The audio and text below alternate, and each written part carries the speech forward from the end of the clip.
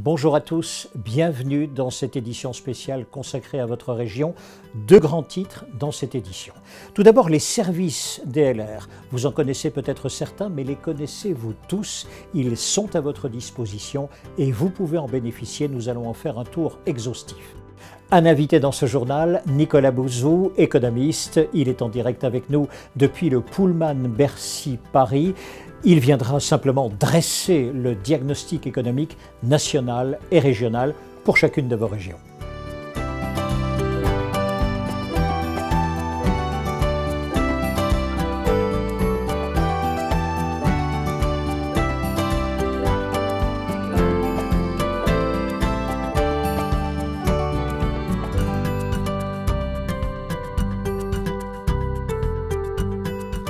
Une question pour commencer cette édition spéciale. Pourquoi un journal particulièrement destiné à l'économie de vos régions cette année? Hervé Rébolo est en train de remonter l'allée des bureaux du DLR ici à Noisy-le-Grand et dans quelques instants il nous l'expliquera. Simplement, habituellement, ce sont les collaboratrices, ce sont les collaborateurs du DLR qui vont à votre rencontre. Hervé, bonjour. Bonjour Thierry. Merci beaucoup d'être sur ce plateau. Dites-nous, pourquoi cette édition spéciale? Eh bien, très exceptionnellement cette année, nous n'allons pas tenir les rencontres en région que nous faisons tous les ans avec l'équipe. Nous allons rencontrer les adhérents et les prospects. Tout simplement que les mouvements sociaux cette année sont extrêmement gênants au mois de juin et qu'il nous a été quasi impossible d'organiser nos déplacements, aussi simplement que ça. Alors néanmoins, l'idée est quand même d'aller vers les entreprises et c'est le pourquoi de ce journal vidéo et c'est à travers ce média que nous allons nous exprimer cette année en 2018. Et là, cette année, vous avez décidé d'ouvrir le grand catalogue des services du DLR. Tout à fait. L'angle d'attaque cette année sera un petit peu différent par rapport aux années précédentes. C'est-à-dire qu'on va moins parler des dossiers de DLR que des services que DLR peut rendre aux entreprises. C'est de ça dont il va s'agir dans cette vidéo. Merci beaucoup Hervé. On vous retrouve en fin d'édition. À tout de suite. Premier service consacré à vous tous, les adhérents du DLR. C'est une plateforme pour les impayés. Vous travaillez sur les contrats, vous travaillez sur la relation client, et soudain, un impayé, que faire? Eh bien, la plateforme, d'abord, va vous donner des conseils, ensuite, elle va analyser le client. En réalité, il y a plusieurs services dans le service. C'est le constat du président de Codinf, Fabrice Pedro Rousselin. Il existe deux types de services fournis par cette plateforme. Tout d'abord, la prévention des impayés, et ensuite la récupération de ces impayés. Dans la prévention des impayés, cette plateforme permet de mutualiser les incidents que vous avez enregistrés et également que vos confrères ont enregistrés.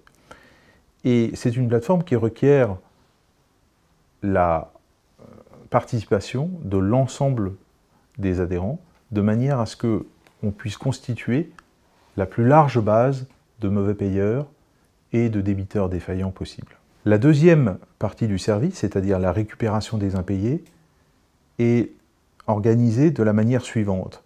Vous pouvez commander des relances à notre établissement, Codinf, et nous allons les envoyer à votre débiteur le jour même, avec une en-tête du DLR, de manière à ce que le débiteur reçoive un courrier de relance simple ou un courrier de mise en demeure. Vous avez plusieurs sortes de relances, de manière à lui signifier que la profession s'est organisée de manière à récupérer les encaissements plus rapidement et faire cesser les agissements des mauvais payeurs envers la profession que constituent les adhérents du DLR. Voilà pour le premier service. Imaginez à présent vos factures de gaz et d'électricité. Bien sûr, vous faites attention à votre consommation d'énergie, vous faites attention à ces factures, vous avez même sensibilisé tous vos collaborateurs sur la question. Imaginez à présent qu'un spécialiste s'empare de façon exhaustive et fastidieuse de chacune de vos factures et qu'il vous fasse même des propositions pour réduire encore le coût de votre consommation d'énergie. Eh bien, ce service existe, DLR vous le propose. Il s'agit d'un courtier en énergie. Nicolas de Crémière, c'est le directeur de développement d'Opéra Énergie.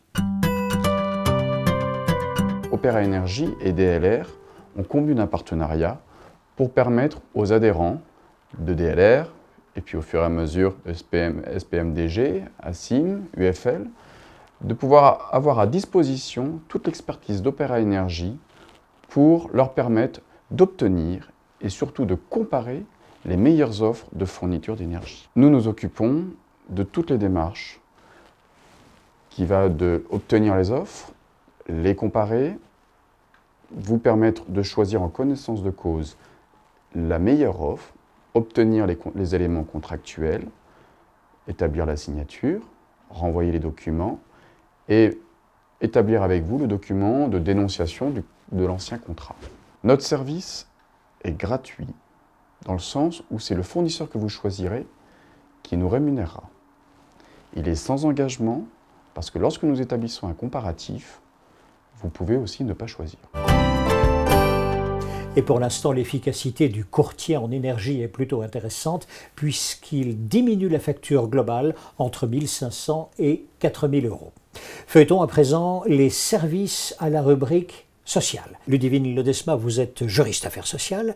Il y a un certain nombre de questions récurrentes que vous posent les adhérents de DLR. Et sur le site DLR, il y a un certain nombre de notes.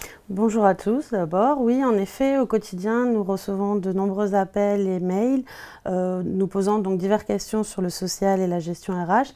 Actuellement, l'un des sujets prépondérants étant la réforme du Code du travail qui a commencé en septembre 2017 et qui s'est finalisée il y a quelques semaines. Sur ce sujet, effectivement, de nombreuses notes sont sur le site DLR où on peut trouver toutes les informations concernant cette réforme. Au-delà, au quotidien, nous avons également des questions de gestion RH, notamment tout ce qui peut concerner les congés payés, la paie, le temps de travail. Également sur ces sujets, vous trouverez des notes. Et enfin, l'une de nos principales missions étant l'interprétation de la convention collective de la branche, nous avons sur le site internet le texte de la convention collective et évidemment les notes que nous avons faites sont en lien avec les règles applicables dans la branche. Il y a un service très peu connu qui fait partie de la rubrique sociale et qui sont tous les accompagnements, je dirais presque les formations sur mesure que vous mettez en place. Oui, en fait, alors sur la question des formations, nous avons des formations préétablies. Par exemple, cette année, 2 types de formations ont été faites. La première relative également à la réforme du travail, les ordonnances du Code du travail, les ordonnances Macron. Et la seconde qui s'est terminée la semaine dernière sur le règlement général sur la protection des données personnelles. À côté de cela, de ces formations préétablies, nous avons également des formations à la carte, on va dire, ou des accompagnements selon les besoins des entreprises. Toutes les entreprises peuvent nous appeler et nous demander de traiter de tel ou tel sujet. Ça peut aller de l'aménagement du temps de travail aux élections professionnelles en passant par la convention collective. Ludivine Ledesma, merci beaucoup. Voilà l'ensemble des services proposés par DLR à la rubrique Affaires sociales. Parmi les services que propose également DLR, vous trouverez le service achat, des tarifs négociés, des prix avantageux et déjà une vingtaine de fournisseurs référencés. DLR vient de lancer un nouveau service, le service achat DLR. Il permet aux entreprises de faire des économies sur différentes catégories d'achats. Nous avons mis en place un catalogue avec les équipements de bureau, la maintenance et les entretiens des locaux, la fourniture d'ateliers, la gestion RH, les voyages et déplacements et l'organisation d'événements.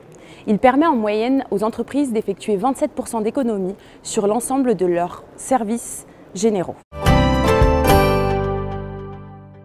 Julie Duval, vous êtes responsable maintenance, sécurité, qualité, environnement, transport. Il y a un service tout à fait particulier que DLR propose à ses adhérents, c'est la cotation du chariot d'occasion. Oui, le site arguschariot.com est un site qui permet d'obtenir gratuitement et en moins d'1 minute la valeur de reprise d'un chariot d'occasion. C'est une base vraiment complète qui comprend à peu près 100 000 valeurs, enfin plus de 100 000 valeurs, sur lesquelles on retrouve des chariots de plus de 10 marques, de 1 à 10 ans, et de différents modèles. Et j'imagine que cette cotation est d'autant plus légitime, d'autant plus précise qu'un nombre important d'adhérents y participent. Oui, c'est exact.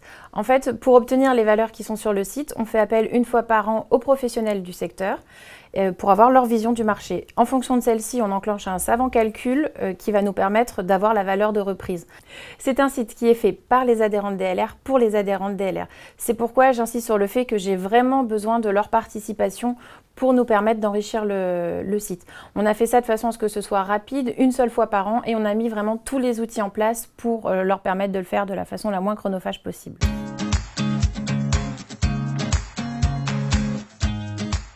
Pour mettre en place le label, vous avez travaillé seul ou vous avez été accompagné? On a été accompagné par la société JPAO, M. Guylaine Rémy. En fait, il y a 3 volets. Il y a 3 volets. Il y a un volet administratif, un volet technique et un volet comportemental. Julie, DLR a mis en place un label. Comment est-il possible que le DLR puisse aider les entreprises pour accéder à ce label? En fait, notre label SE+, est basé sur plus de 150 exigences qui concernent la sécurité et l'environnement. Dit comme ça, je sais très bien que pour les entreprises, ça peut leur faire peur et paraître très laborieux. Ce qu'on me propose, c'est que je me déplace dans l'entreprise et que, en me basant sur le référentiel, je regarde ce qui existe déjà, parce qu'il y a forcément des points forts, ce qui est juste à améliorer et les choses qui sont à créer. En fait, c'est vraiment un décodage que je fais directement en entreprise dans ce diagnostic. Y a-t-il d'autres interventions que vous réalisez également en entreprise? Oui, je peux me déplacer en entreprise pour effectuer l'évaluation des risques, ce qu'on appelle aussi le document unique. En ce moment, DLR est en train de mettre en place un outil informatique pour que les entreprises puissent le faire elles-mêmes. Mais en attendant que celui-ci soit disponible, moi aussi, je me déplace dans l'entreprise. On regarde ensemble avec le responsable technique les risques qui existent, quels sont les moyens de prévention qui existent, ce qu'on peut faire pour obtenir des axes d'amélioration. Merci beaucoup, Julie. Je me tourne vers Nicolas Bouzou. Vous êtes resté pendant toute cette période avec nous en direct depuis le Pullman Paris-Bercy. Est-ce bien dans les attributions aujourd'hui d'une fédération d'entrepreneurs de développer autant de services? Ces tendances, ça se fait pour préparer le futur des entreprises et des adhérents? Ah oui, absolument. Je pense que le rôle des organisations professionnelles est en train de changer. C'est très intéressant d'ailleurs quand on regarde l'histoire des organisations professionnelles, on voit qu'elles ont été créées plutôt pour des raisons corporatistes, c'est-à-dire pour défendre un secteur, y compris parfois d'ailleurs avec des moyens qui moi en tant qu'économiste ne me plaisent pas forcément, c'est-à-dire aller voir le gouvernement pour demander des protections. Ça je pense que c'est un peu fini, c'est fini parce que du point de vue idéologique je dirais c'est moins à la mode, mais c'est fini aussi parce qu'on est aujourd'hui dans une période de mutation technologique et économique, une période vraiment de transformation des secteurs et des entreprises, qui oblige les organisations professionnelles à accompagner, à aider les entreprises dans le cadre de cette mutation, plutôt qu'à les conduire à faire acte de présence dans les cabinets ministériels pour demander des protections ou des exemptions fiscales. C'est vraiment ça, hein. Une organisation professionnelle moderne, pour moi, c'est celle qui va être capable, au fond, de faire ce que ses adhérents n'ont pas toujours le temps de faire, c'est-à-dire de la prospective, de l'anticipation, que sera mon secteur à l'horizon de 10 ans, 20 ans, et comment j'aide les entreprises qui sont mes adhérents, comment est-ce que je les aide à se réorganiser, à trouver du capital humain, à trouver des compétences, trouver de l'argent, et éventuellement investir. Voilà. Comment est-ce que je les aide à définir une stratégie et comment est-ce que je peux les accompagner dans la mobilisation des moyens nécessaires pour mettre en œuvre cette stratégie. DLR propose également un certain nombre de formations qui sont liées à vos besoins. N'hésitez donc pas à faire remonter les thèmes qui vous intéressent. Ce sont des formations qui ne sont pas liées au matériel, mais qui sont liées au métier de responsable d'entreprise. Par exemple, le SAV et sa rentabilité. Peut-on avoir une formation? C'était une question posée par un adhérent. La formation a été montée, elle a été proposée aux adhérents. L'avis du formateur, c'est un intervenant extérieur, Laurent Mella. La question aujourd'hui est de l'aborder totalement différemment et de penser service après-vente comme service associé à mes équipements. Alors j'ai introduit le terme de SABE, service associé au bien d'équipement, dans cette idée-là, de dire en fait, il ne s'agit plus de penser service technique, mais il s'agit de penser tous les services que je peux coller à mon équipement de manière à apporter de la valeur ajoutée aux clients utilisateurs finaux. Quand on regarde le marché, on s'aperçoit, quelles que soient les industries, que la pression sur les marges est très importante. On s'aperçoit que les coûts pour vendre sont plus élevés. On s'aperçoit que la complexité augmente de manière très exponentielle. Donc, on a un espace aujourd'hui à jouer qui est de développer des services à valeur ajoutée autour des équipements pour pouvoir mieux les vendre, fidéliser les clients, créer de la valeur in fine et donc de la marge. La technologie permet notamment, quand on équipe ces équipements de capteurs, d'éléments pour capter l'information sur la façon dont les équipements sont exploités, les fonctionnalités qui sont utilisées par les clients, tout ceci, ça nous permet d'avoir de l'information sur l'usage. Cet usage, c'est le moyen d'aller créer de l'innovation de service. Puisque, si je comprends les usages de mes clients, je vais pouvoir accrocher des services, développer du service qui vont répondre à ces usages. Et donc, je vais pouvoir les valoriser. Florence Dupont, bonjour. Bonjour Thierry. Vous êtes déléguée générale adjointe DLR. Dites-moi, finalement, ce sont les adhérents qui font le catalogue des formations? Tout à fait, puisque les formations que va proposer la fédération sont des formations qui vont répondre soit à des besoins exprimés par les adhérents, soit à des évolutions, soit à des propositions de temps en temps, mais des évolutions législatives, par exemple, tout dernièrement, le RGPD, pour lequel Ludivine a pu proposer un certain nombre de sessions de formation. Et puis les jeunes font également partie de vos attributions, et là-dessus, sur les jeunes aussi, vous innovez. Un nouveau service va être mis en place sur le site 3e TPM, qui est le site de présentation des métiers et des formations de la maintenance des matériels de construction et de manutention. C'est un espace qui va s'appeler Espace Pro et Enseignant, et donc sur lequel les entreprises pourront déposer le matériel qu'elles ont. Alors ça peut être un matériel entier, pourquoi pas, mais plus probablement des composants qui ne lui sont plus utiles et qui par contre pourraient être utiles pour les enseignants pour former les jeunes. Donc ça c'est une première possibilité. Et il y aura également sur cet espace la possibilité de déposer des stages, c'est-à-dire que lorsqu'une entreprise par exemple fait venir un spécialiste de l'hydraulique pour pouvoir former ses techniciens, elle peut également accueillir 1 ou 2 enseignants de la région pour pouvoir compléter le groupe et permettre également qu'ils bénéficient de cette formation complémentaire. Voilà. Donc tout ça, ça permet de faciliter la mise en relation et donc ça fait aussi partie de nos attributions. Merci beaucoup Florence. Nicolas Bouzou, voici ainsi dressé le panorama à la fois des formations mais également des services que DLR propose à ses adhérents. Dites-nous, quel est le contexte national économique qui va présider à toutes ces formations et à tous ces services? Oui, bon, il faut voir d'où on vient. On a passé, si je schématise un peu, 10 années assez difficiles, d'ailleurs surtout dans vos secteurs. Mais il y a très clairement depuis l'année dernière une reprise économique qui est relativement forte au niveau mondial, au niveau européen, au niveau français. Bon, cette année, l'économie française aura une croissance de l'ordre de 2%, peut-être un tout petit peu moins. Ce n'est pas énorme, c'est vrai qu'on a eu un petit ralentissement au début d'année, mais ce n'est pas ce qui m'inquiète le plus.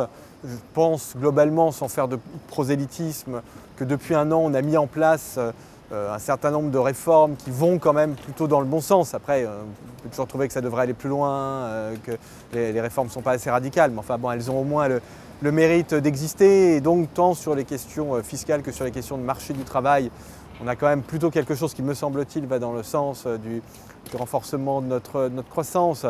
Donc je suis relativement optimiste à court terme. On voit que les entreprises investissent beaucoup, alors ça c'est très intéressant parce que c'est ça le nerf de la guerre et c'est ça ce qui fabrique la croissance de demain. Après, moi je pense que les questions conjoncturelles sont très importantes.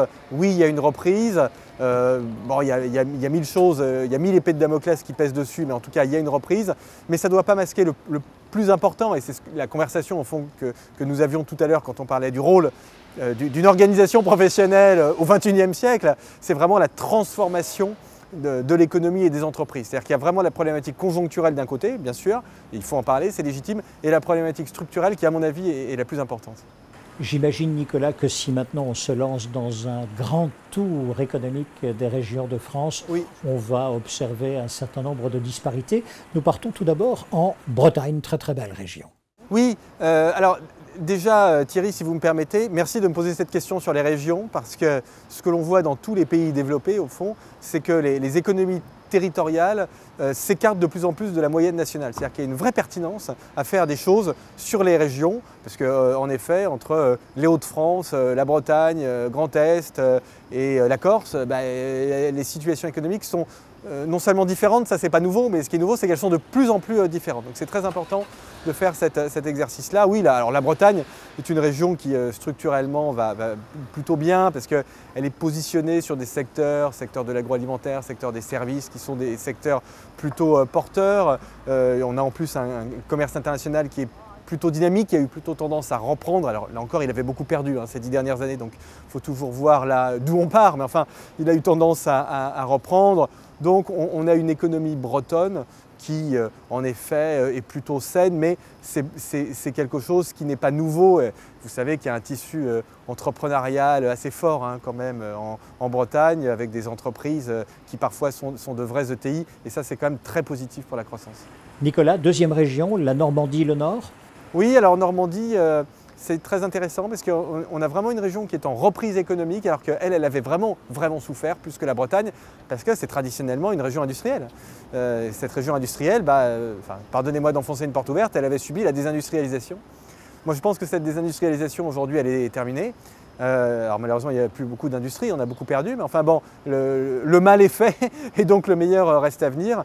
Et on le voit dans les chiffres conjoncturels, notamment de la Normandie, qui sont des chiffres vraiment plutôt encourageants, avec peut-être une petite problématique, alors qu'on retrouve partout en France, mais qui est très accentuée en Normandie, c'est celle de la transmission des entreprises. Il est dommage d'avoir une reprise économique et puis des entreprises qui parfois, ce qui est fou d'ailleurs quand on y pense, mais qui parfois ferment parce qu'il n'y a pas de repreneurs. Et nous restons toujours dans le Nord, mais plutôt vers l'Est maintenant. Y a-t-il là-bas encore une analyse tout à fait particulière que l'on peut faire? Nord et Est, alors finalement on est dans une situation qui est peut-être pas si différente que ça de celle de la Normandie, c'est-à-dire des régions qui avaient beaucoup souffert. Prenez tiens, on va prendre la Franche-Comté par exemple, alors qui est depuis longtemps spécialisée sur les industries de transport et en particulier sur l'automobile. Elle avait énormément souffert. Aujourd'hui, ce sont des secteurs, transport automobile, qui sont en très forte reprise. Donc oui, la situation s'arrange, avec des difficultés à trouver de la main-d'œuvre. Alors ça, je pourrais le dire de partout en France, mais évidemment, dans le Nord et dans le Grand Est, c'est particulièrement frappant parce qu'il y a plus de chômage que la moyenne nationale. Et malgré ça, on voit qu'on a des problèmes de formation, des problèmes de mobilité, des problèmes aussi, à mon avis, d'indemnisation chômage pas très bien fait, un peu trop généreux, pour le dire clairement, qui n'incitent pas les gens à aller toujours travailler. Et donc ça, c'est un vrai sujet, parce qu'on est face à des régions qui ont beaucoup souffert, et ce serait vraiment dommage que leur reprise, que leur croissance s'arrête, parce qu'elles ne trouvent pas de personnes à recruter, alors même qu'il y a beaucoup de chômage. L'analyse économique pour l'Île-de-France avec le président DLR Île-de-France, Vincent Lemoine. L'activité en région Île-de-France se porte plutôt bien. Je pense qu'on en parle suffisamment dans les médias, à travers notamment les chantiers du Grand Paris, qui tirent très très fort l'activité sur la fin 2017, voire 2018, début 2018, avec la montée en puissance de tous ces chantiers. À côté des chantiers du Grand Paris, nous avons toute la partie immobilière qui tire également, puisque en périphérie des gares, nous avons du logement, des surfaces de commerce, et puis des magasins qui se créent autour de tout ça.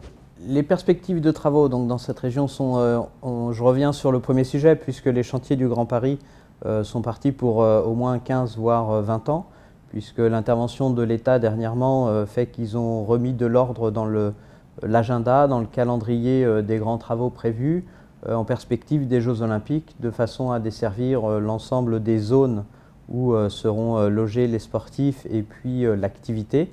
Donc on annonce plus 20 à 25 ans de travaux sur la région parisienne.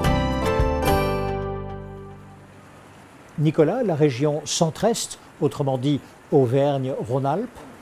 Alors là, on est dans une région qui est extrêmement dynamique, qui là aussi fait partie des régions stars de l'économie française, en particulier la partie Rhône-Alpes et cet axe Lyon-Grenoble, qui est l'un des axes les plus dynamiques et les plus attractifs en Europe. Pas seulement en France, mais en Europe, notamment dans des secteurs qui sont des secteurs extrêmement nouveaux. Je pense aux nanotechnologies, à la robotique, ou mieux d'ailleurs à la convergence de la robotique et des nanotechnologies. C'est fou d'ailleurs, moi ça me fascine, mais quand on se promène dans Grenoble la semaine, on croise 50, 100 nationalités. Beaucoup d'Asiatiques notamment, c'est vraiment formidable, ça veut dire qu'en France on peut faire des choses extrêmement intéressantes. Alors là encore, juste une petite réserve, un peu la même que lorsque je parlais du sud-ouest, on a un phénomène de croissance qui est quand même très tiré par le phénomène métropolitain. C'est-à-dire que Lyon-Grenoble, évidemment, ça fonctionne formidablement bien. Après, il y a des endroits qui sont des endroits, au fond, qui sont un peu aspirés, en quelque sorte, par la métropole. Ça, c'est vraiment une donne à avoir toujours en tête, hein, surtout dans vos secteurs aujourd'hui. Bien comprendre qu'on est dans une croissance qui fabrique de la métropolisation. Ça veut dire que la croissance économique, elle est de plus en plus concentrée dans des grandes villes et parfois au détriment des villes, même souvent d'ailleurs au détriment des villes moyennes et de la ruralité. On passe dans le sud avec la région sud-est. Oui, je suis très optimiste pour cette région parce qu'on a vraiment la capacité de mettre en place des métropoles qui sont attractives du point de vue économique et résidentiel. Et c'est notamment le cas de la métropole Marseille-Aix, notamment Marseille, qui est une ville qui s'est considérablement transformée ces dernières années, qui est une ville très attractive du point de vue économique. D'ailleurs, on voit beaucoup de start-up, notamment dans le domaine médical. Et Marseille, c'est une ville qui me fait un peu penser, je mets le climat de côté, aux villes du nord de l'Angleterre, c'est-à-dire ville portuaire, ville très mélangée, avec un état d'esprit extrêmement entrepreneurial. Et je dis ça, tout le monde ne le sait peut-être pas, mais les villes du nord de l'Angleterre aujourd'hui, Liverpool, Manchester, ce sont des villes incroyablement dynamiques. Ce sont des villes qui créent énormément d'emplois, il y a beaucoup d'innovation. Et je pense que les grandes villes du Sud, et je pense en particulier à Marseille, peuvent vraiment suivre cette trajectoire. Et je crois vraiment beaucoup dans l'avenir de cette région. On part dans le sud-ouest, Nicolas. Oui, alors, le sud-ouest, ça a toujours été la région star de l'économie française parce qu'il y a des services, il y a du tourisme, il y a de l'agriculture et il y a de l'industrie.